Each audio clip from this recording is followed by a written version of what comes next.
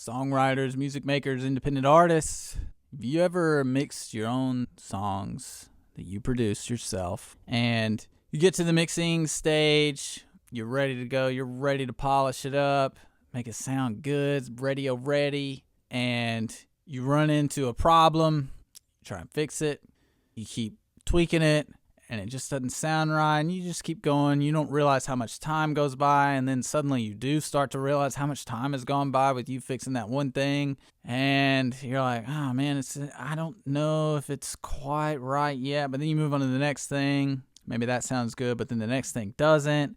It starts to get hard, and your mixes start to take forever. You start to lose perspective, and then you don't know if it's good or not, or maybe you know it's not good. You know that you're just spending time trying to make it sound radio ready, top notch, top quality, professional, and it just isn't there. Well, the problem is usually not with your mixing. Yeah, it's usually not. The problem usually lies in the recording stage, not the mixing stage.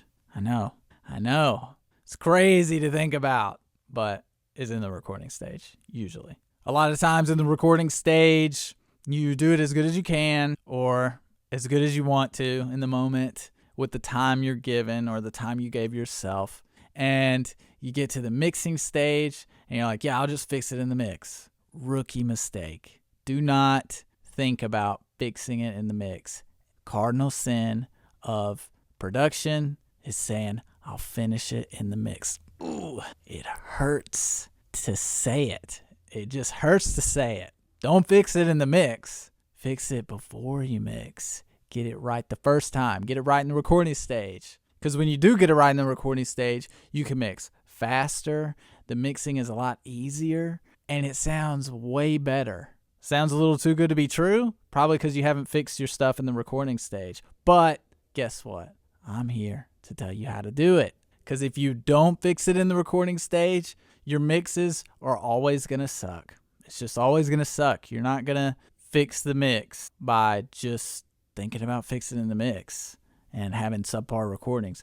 At best case scenario, your song is going to sound subpar, which is not what you want. And that's best case scenario, unless you get good recordings. You're also set up with way more creative freedom in the mixing stage when you get your recordings right too. So that's another win. All the big engineers and studios and producers and musicians, places like Blackbird, that Metropolis, Sputnik Sound, great studios, greatest engineers and producers, they all know that you got to get it right in the recording stage. And I'm going to show you how. But without any further ado, I'm Brandon with Megatonic Audio.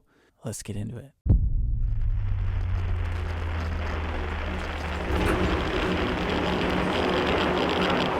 So when I first came to Nashville, it was for an internship with a top-level engineer, awesome engineer, recording and mixing engineer. And one day, I was watching him mix, and he was calling either the artist or he was calling the producer that produced this artist. I can't remember. And he had been fidgeting with a little bit of different things on a certain track for a song that he was mixing for this artist that he didn't record, but he was mixing it, and he was trying to manhandle a little bit, and he just stopped. And it didn't take long for him to just know that he needed to pick up the phone. And when he picked up the phone to call whoever it was, the artist or the producer, he said, hey, I'm going to need you to re-record whatever this was. I don't remember what it was. It was guitar, maybe steel, something. And he was like, it's just not right. You need to record it better than that. And that was, he was leaving that as final. That's what they needed to do. And then he'll finish mixing it. And they said, okay. And he did that one more time while I was in internship. But what he told me was that he wasn't going to waste time trying to fix that, because no matter what he did, it wasn't going to sound good enough. And that struck me, because I'm listening to him, and even now, I will always think that this guy's mixes were top notch because he is a top level engineer. He knows what he is doing. And so if even he was saying, yeah, even if no matter what I do, it's just not going to sound good enough in the mix. If he's saying that at his level and he's just like, no, record it again, that struck me. That made me feel, because at the time, I thought that there were some things you could, just fix it in the mix. Just fix it in the mix. And I thought some things you could and some things you couldn't. But the better mentality I really started to learn then was just get the recording right. And then it really got hammered in my head even further. At Sputnik Sound, I heard Vance Powell, incredible producer and engineer, talk about how he does not want to mix anything that he didn't record, with a few exceptions of very specific producers or recording engineers that weren't him, right? He knew what he was doing when he was recording to make the specific songs that he was recording, each one, shine in the mixing stage. He knew how to record every part for each song a specific way to make the mixing stage really, really shine. And he's tired of getting recordings that were just subpar and not cutting it. Because then, how good can you make the mix if the recording isn't good? You're just turd polishing, right? And so, man, if these guys are saying that, that was like the final nail in the coffin for me. I just knew, okay, I got to get better at recording, or pay more attention while recording and be more intentional with the way I'm doing it.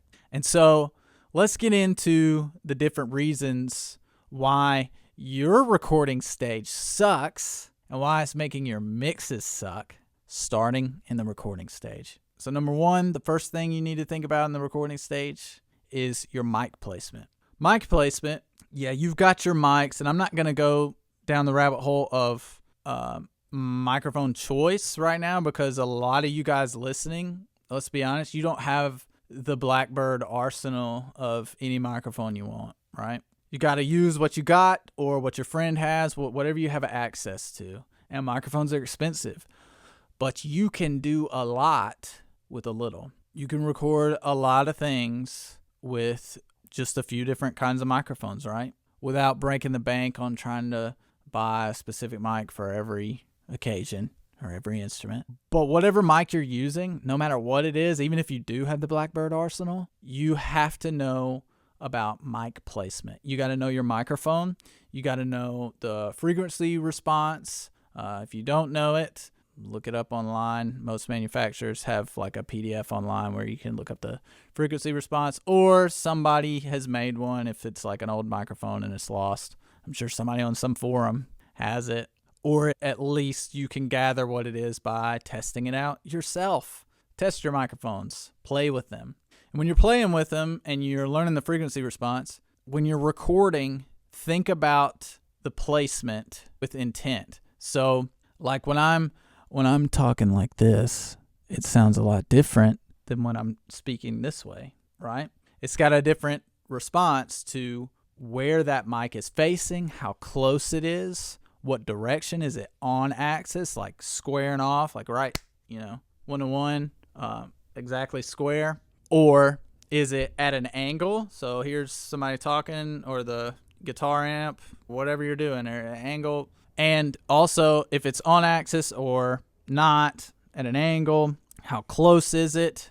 All of that changes the sound. Like just like you heard on my voice right then, that changes the sound completely. It changes your recording quality. So knowing that, either if you have somebody that you're recording, like another musician, just have them strum the guitar for you and just move the mic around and go listen in your headphones or in your speakers if you have an isolated room or whatever, and just listen to how it sounds with your placement and play around with it. The more you do this with your different angles and distances with your microphones that you have, the better at it and the quicker you'll be at just knowing, okay, when I'm recording rock guitars with distortion on this amp, I'm gonna put the mic here. And you just do it, right? And you can check it, but if you're in a bind and you're trying to be quick, you'll have a really good reference starting point to know it's gonna sound good if I put it there, right?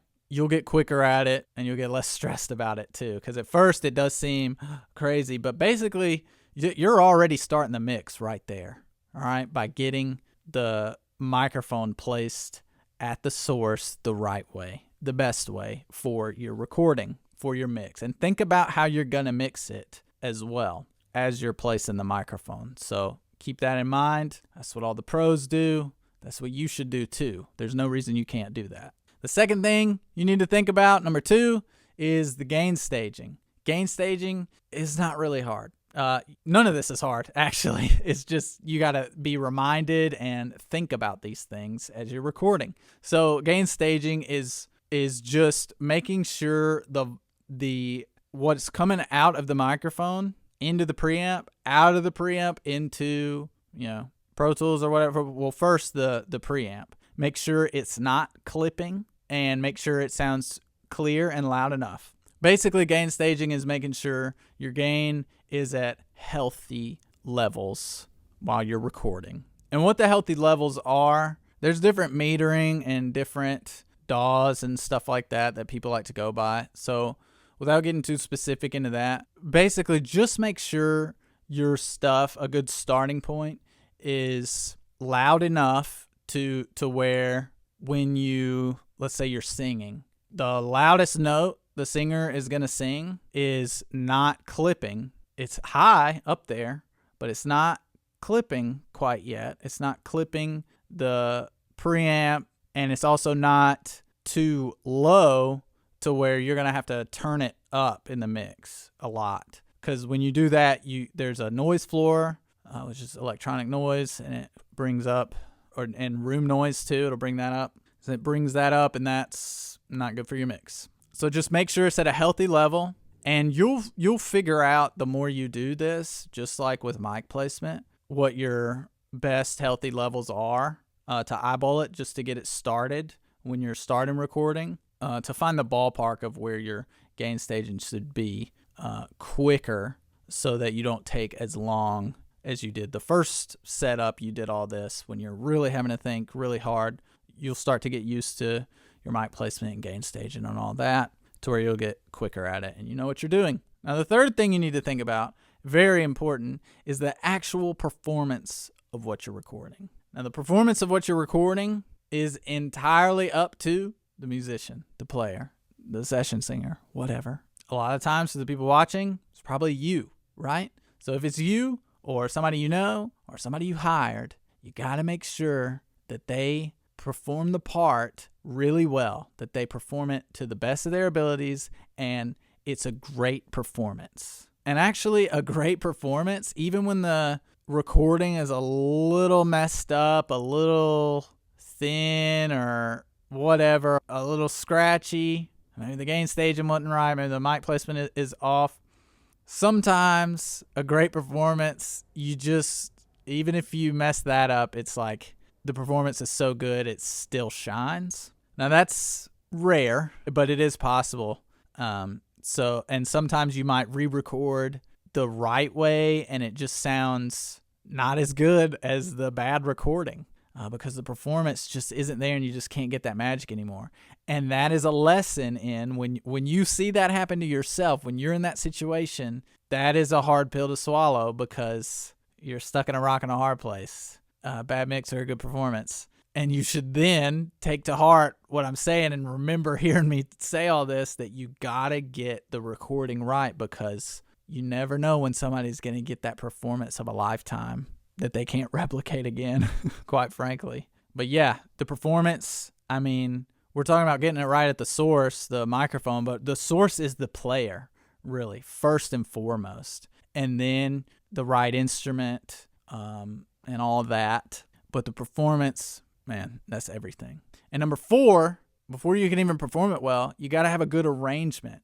And the arrangement affects your recordings and your mixes, because your arrangement is the musical instruments, what they play, where they play it, who's playing at what time, who's dropping out, who's coming in, all that stuff. And the arrangement can be muddy depending on what you put in, which is just going to make your mix muddy. If everything is in the low mid range, like all your instruments, and they're all playing at the same time, you're just going to have a muddy song, right? But if you strategically place things, not too many overlapping instruments in the frequency spectrum, in the same registers, or not too many things of any kind playing at the same time. And sometimes making sure you're playing enough parts, to make it not sound too thin. Most of the time, people put too much stuff in an arrangement into a mix and make your mixing a nightmare. But sometimes it is, there needs to be things added. But if your arrangement is wrong, like I said, your mix it doesn't stand a chance. So make sure you think about every instrument that's going to go in the song. Think about that before you even record it, before you even give it to your musicians or yourself. Just think about, is this too much stuff? Is it too much at one time? Is it too much of the same register? Does this need to go up an octave? Does this need to just be taken out? What needs to be done in the arrangement to know, okay, I'm not going to run into any mixing problems based on my arrangement, right? So that's all I got for now. That's all you need to think about when you're first recording to really up your game on the recording side to make your mixes really sound good, a lot easier, a lot quicker, without having to fix a bunch of stuff in the mix to, best case scenario, make it just an okay song, but not really okay, right? I hope that helps you. Let me know in the comments what you think of all that. If you have any questions, let me know as well. I'll be glad to clarify anything. And as always, please like, subscribe, share, follow, all that good stuff. That helps people find my channel, these videos easier, helps me get to people like you to talk about stuff like this. And it costs you nothing, but it helps my channel greatly. That's why I make these videos, just to share this knowledge that I've learned over the years with independent artists like yourselves making music. So I appreciate everybody who's watched and listened. I hope you enjoyed it. Use it to your advantage, and I'll catch you all later. Thanks.